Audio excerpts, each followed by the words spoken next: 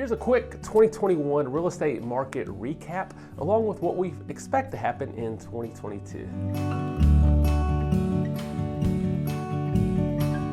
Hi, I'm Trey Dauby with Dauby Real Estate, and 2021 was a very good year for real estate sales. In fact, it was a record year.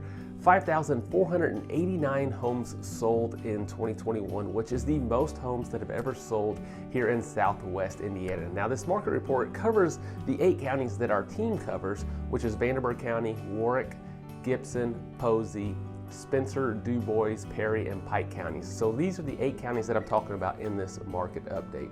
But as I mentioned, 5,489 homes sold, which was a record, and it was a 5.6% increase over 2020.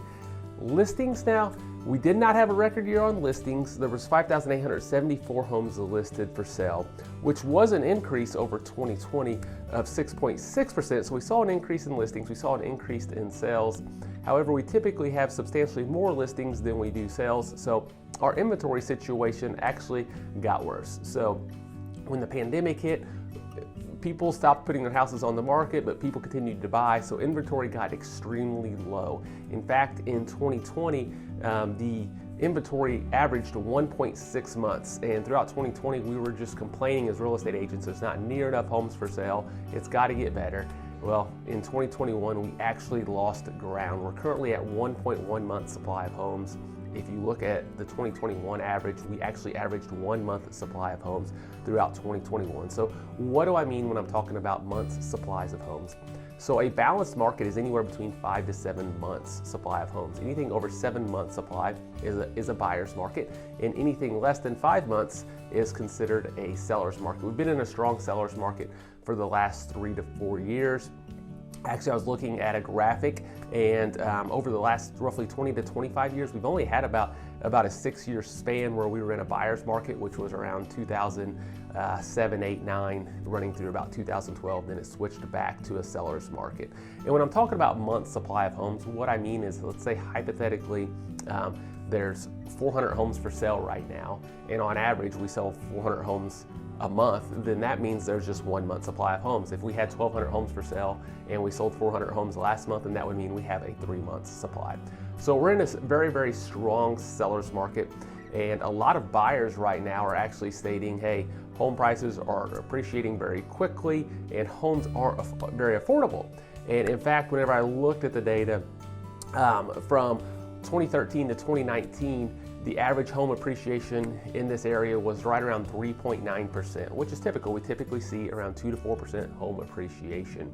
In 2020, homes appreciated by 9%, and in 2021, the average sales price jumped 13%. So the average sales price in 2021 was $206,670 compared to 2020, which was $182,566. So again, that is a 13% increase in the average sales price. So a lot of buyers are saying 9% in 2020, 13% in 2021.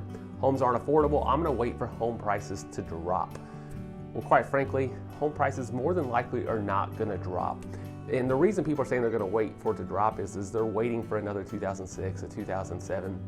Whenever there was a glut of homes on the market, home values dipped. And that was a very, very rare circumstance that was caused by poor lending practices. The old saying was in 2005 and 6, if you could fog a mirror, you could get a mortgage. And so anybody under the sun could essentially buy a house. So there was extreme demand for homes. So home values skyrocketed. And then they quickly changed that standard on who could ultimately get pre-approved for a home, because what we saw was people were getting pre-approved for homes. They could not afford the homes. The homes would go into foreclosure. This all happened at the same time. Then we had a huge supply of homes with very few buyers because they changed the lending practices, and that caused homes to depreciate. Long term, you typically don't see homes go down in value, and we don't see that happening anytime soon. In fact, the experts are predicting that home values will continue to rise in 2022 by about 5.1%. Now, the good news is interest rates are helping homes to be extremely affordable. If you look back 3 or 4 years ago, interest rates were around 4%, 3.5% to 4.5% was kind of normal. In fact, in November of 2018, I think interest rates actually got all the way up to 4.8%. Now, the pandemic happened and the government wanted to jump into action, and they didn't want to see the economy tank because of the fact that people were stuck at home. So they made money available, which ultimately lowered interest rates, and it made interest rates, already extremely low interest rates, even lower. In fact, interest rates got down into the 2% range, and at the end of 2020, interest rates on mortgages were around 2.6%. And ending 2021, they're up a little bit. We're right around 3.1%, and experts are predicting that we'll end the year around 3.7% on mortgage interest rates. So that's not a huge increase. If you look back at 3.7% compared to where we were 3 or 4 years ago when interest rates were low, we're still going to be below that. Now, the Fed has said they're going to raise rates 3 times this year. The good news is the federal rate is not directly tied to mortgage rates. That is more short-term debt such as credit cards and auto loans. But ultimately, interest rates probably will rise, which will affect affordability to a degree. However, if you look back over history, rising interest rates typically do not affect sales. So in 2022, sales are actually projected to increase around 6%. So in summary, interest rates are expected to go up to around 3.7% by the end of the year. Sales are expected to increase by about 6%, and home values are expected to continue to go up and are expected to raise around 5%. In fact, whenever they did the study, the research on how much our home's going to appreciate, the most pessimistic experts said that home values would go up by 2.5%. The most optimistic said around 8%. So none of the experts are predicting that home values to go down over the next 12 months. I don't see that happening anytime soon. So if you're on the fence about making a move, we've had this discussion with buyers in the past, and I remember going into 2020, people were saying home values, there weren't enough homes for sale, home values were climbing too quickly. They were going to wait for the market to cool off before they bought a house. 2020 happened, home values went up 9%. We started 2021 off and they're saying, holy cow, home values went up 9%. I'm gonna wait until home values go down. 2021 happened, home values went up 13%. You're in the same situation. So if you're waiting, home values are just gonna continue to go up. Interest rates are gonna go up. So you're gonna be able to afford even less of a house.